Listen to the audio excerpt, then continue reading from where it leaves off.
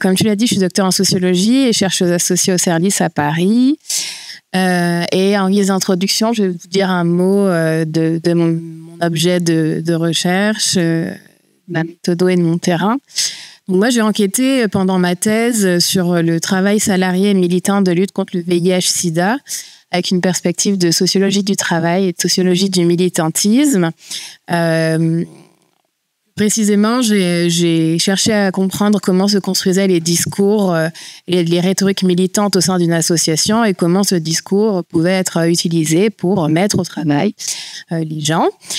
Donc, et ça, c'est à partir de ce travail doctoral que j'ai nourri les réflexions que je vais tenter de vous retranscrire aujourd'hui. Donc, mon enquête, elle a eu lieu entre 2015 et 2019. Ça commence à dater un petit peu. Et j'ai mené un travail ethnographique multisitué au sein de l'association de lutte contre le VIH-Sida, AID, que vous connaissez peut-être, pour certains mieux que d'autres. Et mes terrains se sont déployés entre le siège de l'association et plusieurs de ses antennes locales, en Île-de-France et en Martinique. AID, c'est, pour situer, une très grosse association employeuse du secteur VIH, avec plus de 400 salariés, et qui a plusieurs permanences locales déployées sur l'ensemble du territoire hexagonal, mais aussi en Martinique, en Guyane, en Guadeloupe et à Saint-Martin, pour la partie française, au moment de mon enquête. J'essaie d'ajuster le micro, mais c'est pas facile. Donc, très rapidement, moi, j'ai passé 4 ans de présence au siège en tant que salarié, parce que j'ai bénéficié d'un dispositif CIFRE.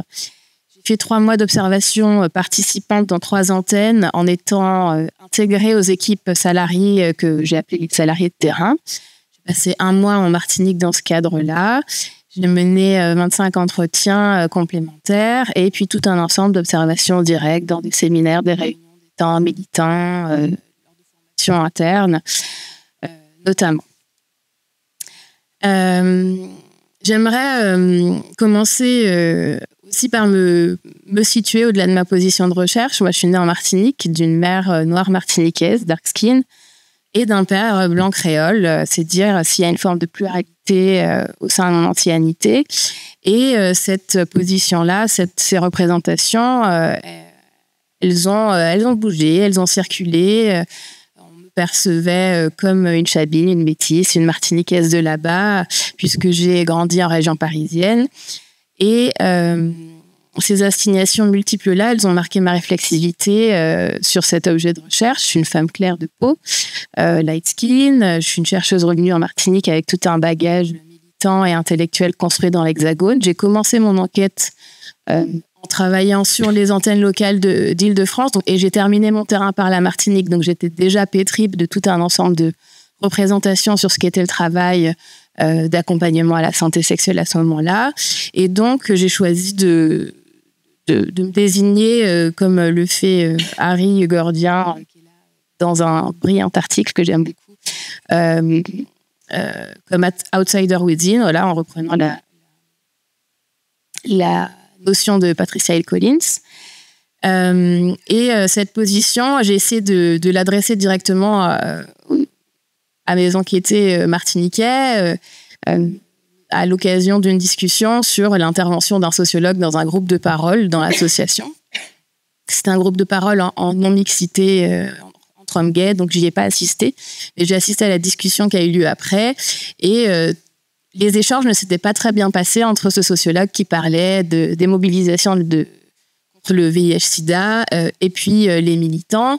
Et j'ai demandé, du coup, comment ça se passe, comment vous me percevez. Évidemment, le discours, il est toujours policé, mais on m'a répondu non, toi, ça va.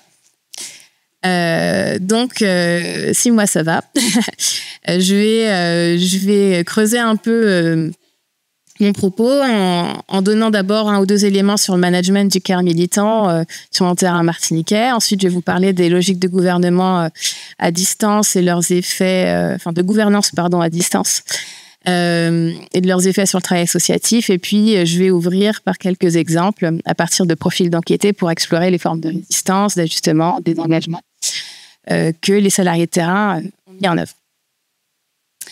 Donc, pour préciser ce que j'entends par la gouvernance du soin à distance, je ne vais pas parler des bénéficiaires de l'association, mais bien de ceux et celles qui mettent en œuvre ce travail au quotidien.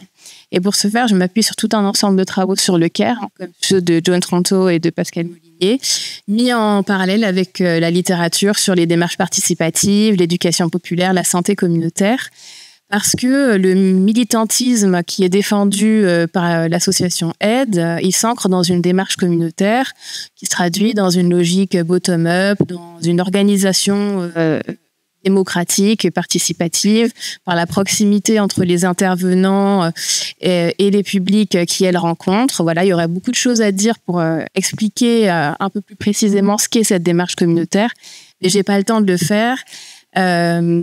Mais il y a des gens très, très doués qui l'ont fait dans un ouvrage sur aide qui est paru récemment, donc n'hésitez pas à aller consulter.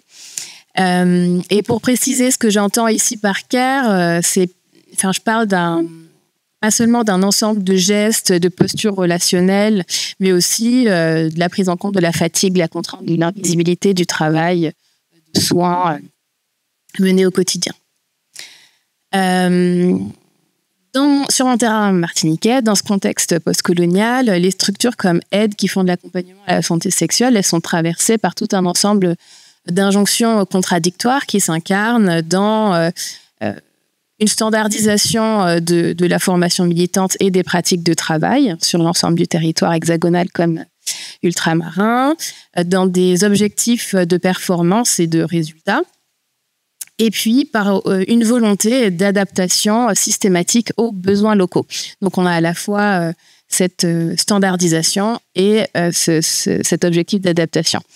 Dans les cas que j'ai observés, les tâches des salariés portaient sur l'information et la prévention, le dépistage généralisé, des actions d'outreach, d'aller vers en direction de consommateuristes de crack, l'accompagnement administratif de personnes séropositives étrangères et aussi sur ce qu'ils appellent la mobilisation des militants, c'est-à-dire des tâches de soins, d'accompagnement, de recrutement, d'encadrement, d'encouragement des militants. Pour les salariés martiniquais, ça engendrait des tensions sur le travail de soins qui est prodigué, mais aussi sur ce travail-là de soins intra-militants.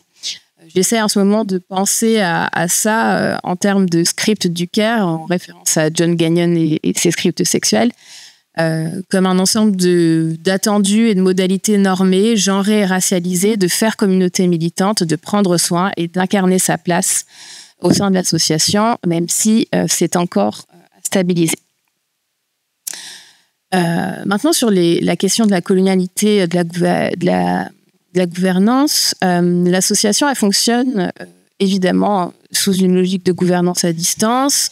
Les objectifs, les indicateurs d'activité, tous les référentiels d'action, ils sont produits à Paris, en partie dans une logique de reddition de comptes vis-à-vis des financeurs publics. Et les ARS, les agences régionales de santé, elles sont souvent pointées comme des figures un peu ennemies, amies-ennemies, parce qu'elles financent, mais aussi parce qu'elles évaluent de manière très forte l'action menée au sein des associations.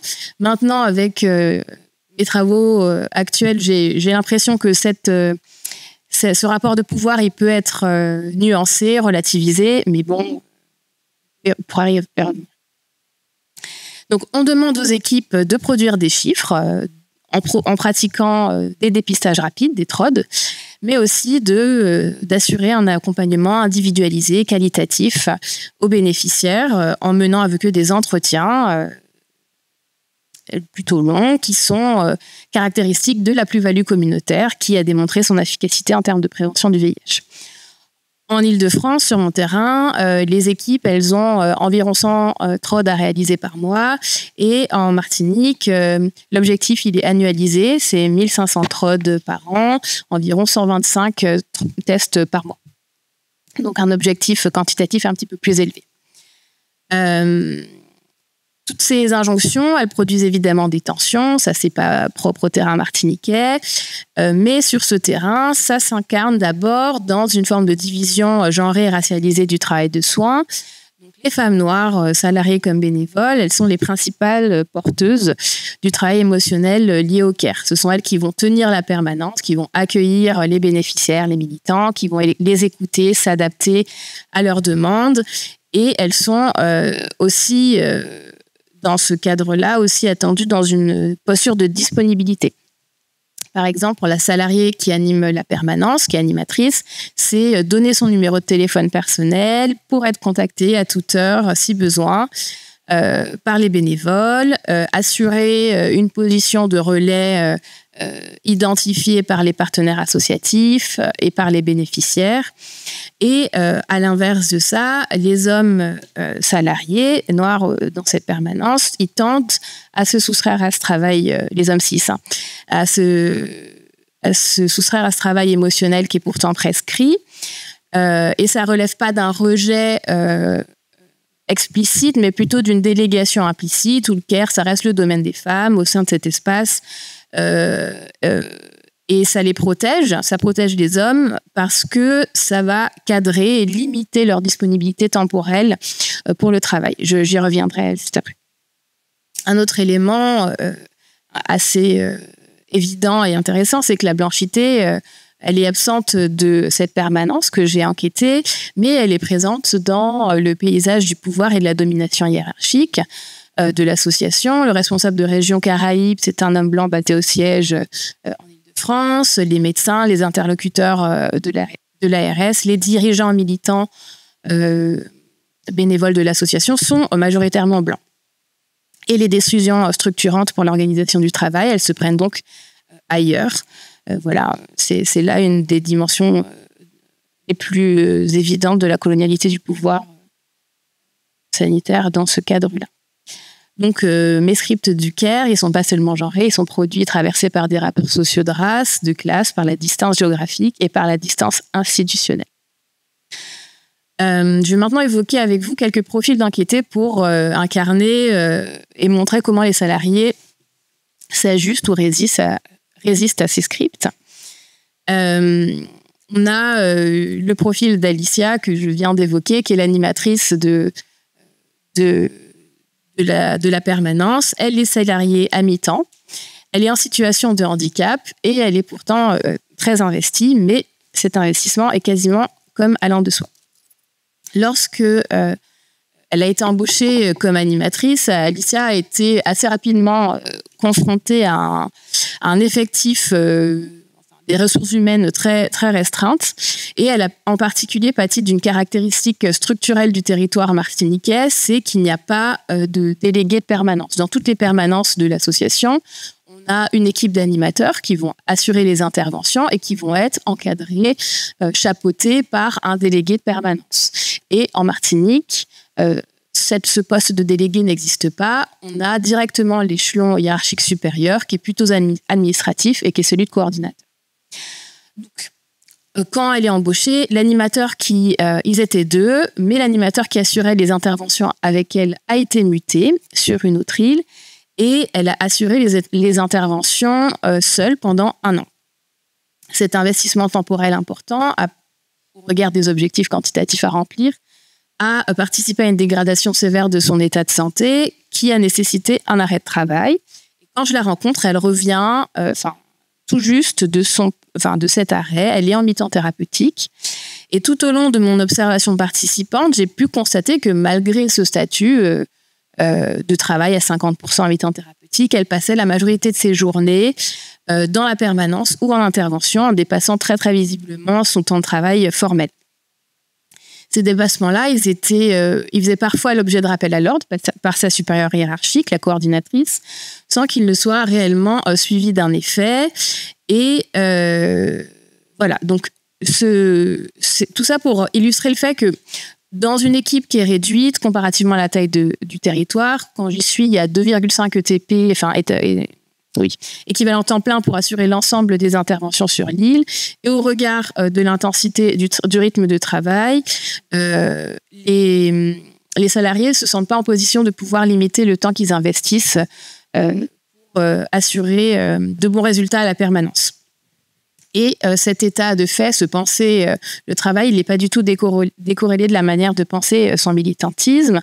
Alicia me dit, et je la cite, « Quand on travaille à Aide, on milite. Si on n'est pas militant, on ne reste pas à Aide. » Je lui demande par rapport aux conditions de travail et elle me dit par rapport à tout ce qu'on te demande, parce que même si tu veux rester dans ton contrat de travail, je doute qu'il y a beaucoup de salariés à Aide qui arrivent à respecter leur contrat, à faire les heures. Non, tu es militant, tu vas en réunion, tu vas dans les actions même si ça déborde. Tu as quelqu'un qui vient, tu vas jamais dire « bon, bah, mon heure est arrivée, ma journée est finie, on va continuer demain ». Tu vas rester, c'est du militantisme et je trouve que c'est douloureux d'être militant à Aide. Ce discours, on le retrouve dans d'autres permanences et vous l'avez observé dans votre enquête collective, j'en suis certaine. Je passe maintenant à Anne. Anne, qui est la coordinatrice de la permanente, qui est la seule figure hiérarchique, du coup, sur ce territoire. Et elle incarne pour moi une forme de figure du désenchantement du retour au pays, parce que c'est une femme noire qui est martiniquaise, qui revient en Martinique après dans sa quarantaine, après une carrière dans l'Hexagone, où elle a occupé des postes de direction d'établissements médico-sociaux. Donc, elle est diplômée. Elle est aussi ouvertement couplée avec une femme, ce qui est pas si fréquent. Sa position le fait qu'elle soit seule en position de hiérarchie directe, sans relais intermédiaire, ça accentue les tensions organisationnelles parce qu'elle va être perçue comme une figure d'autorité, mais elle va aussi se heurter aux normes de proximité et de dévouement aux bénévoles. Donc, elle va être sollicitée extrêmement régulièrement, au même titre qu'Alicia, pour répondre à des demandes des militants. Et pourtant, elle n'est pas censée assurer ce travail-là. Et ce qui accentue un petit peu les choses, et c'est là que c'est intéressant d'avoir une lecture pragmatique matérialiste des conditions de travail, c'est que elle, contrairement à tous les autres coordinatoristes que j'ai rencontrés dans l'Hexagone, elle n'a pas de bureau individuel. Elle n'a pas... son bureau est situé dans l'espace de la permanence, au même titre que les animateurs. Et sa manière de résister et de s'ajuster à cette...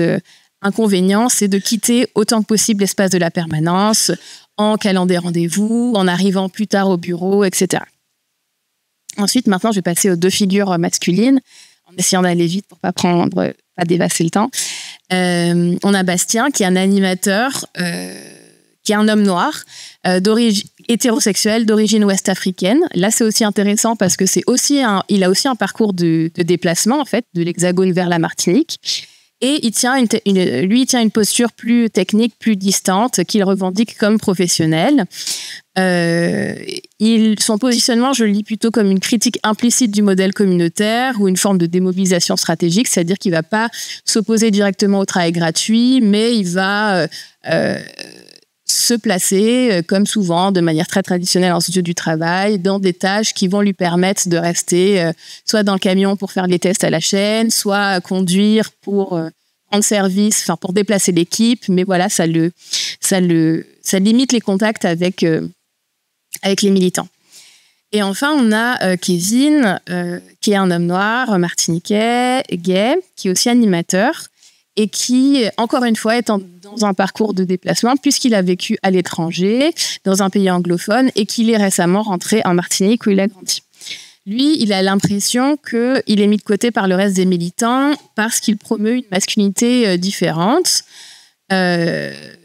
penser son appartenance communautaire différente de celle du reste des militants de Aide. Et il refuse aussi de se plier au travail émotionnel de réassurance et d'accompagnement des militants. Il refuse également de se plier à la politique du travail gratuit et de faire des heures supplémentaires ou d'assouplir son emploi du temps pour accommoder le collectif. Et du coup, ce positionnement-là, un peu en décalage, où lui, il revendique plutôt le fait d'être out dans un espace où on peut vivre son homosexualité tranquillement, mais pas aux yeux de tout le monde.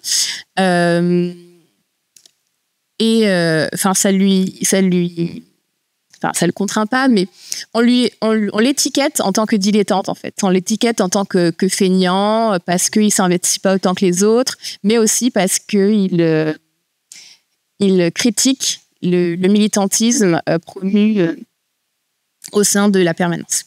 Enfin, les formes du militantisme promu au sein de la permanence. Donc, en parlant de ces différents profils, je voulais montrer que les scripts du CARE, ils sont travaillés, ils sont négociés, ils sont contournés et jamais, dans tous les cas, appliqués de manière linéaire. Et que c'est dans des micro-ajustements qu'on peut voir comment se jouent les rapports de pouvoir, les résistances et certaines formes de politisation. Pour conclure, mes observations martiniquaises, elles m'invitent à penser que les pratiques de soins militants, en Martinique, elles ne sont pas simplement des déclinaisons locales d'un modèle associatif. D'un côté, elles mettent en lumière une économie morale du don, où lorsqu'il est assuré par des femmes noires dans un territoire périphérique, il devient une ressource exploitée sans retour et sans reconnaissance. Et de l'autre, ça joue comme le miroir grossissant d'une organisation genrée et racialisée du travail, où les formes d'implication émotionnelle sont disqualifiées, tandis que le retrait, souvent masculin dans ce contexte, il est possible et pas nécessairement condamné. Ce qui me semble aussi important de souligner à ce stade, c'est que les tensions et les difficultés qui sont inhérentes au travail associatif, ces asymétries de traitement, elles sont connues et conscientisées par les personnes concernées. Lors de mon observation, on était à un moment particulier dans l'histoire de l'association Aide où il y avait un mouvement de grève assez important dans l'Hexagone pour dénoncer les conditions de travail des animateurs. Et ce mouvement, il était connu en Martinique, il a été évoqué, il a été discuté, mais il n'a pas été suivi. Et ce non-alignement apparent, ça dit pas l'indifférence, mais peut-être une forme d'impossibilité politique ou de résignation structurelle à se mobiliser collectivement. Donc moi, je m'interroge sur les conditions d'une action collective dans un espace où les rapports de pouvoir sont à la fois internalisés et relégués. Et enfin, ce que mon terrain suggère, c'est peut-être aussi l'existence d'un communautaire prescrit, d'une forme d'injonction à la proximité, au don de soi, à l'engagement, qui est pensé depuis le centre et projeté sur des territoires périphériques comme la Martinique. Voilà.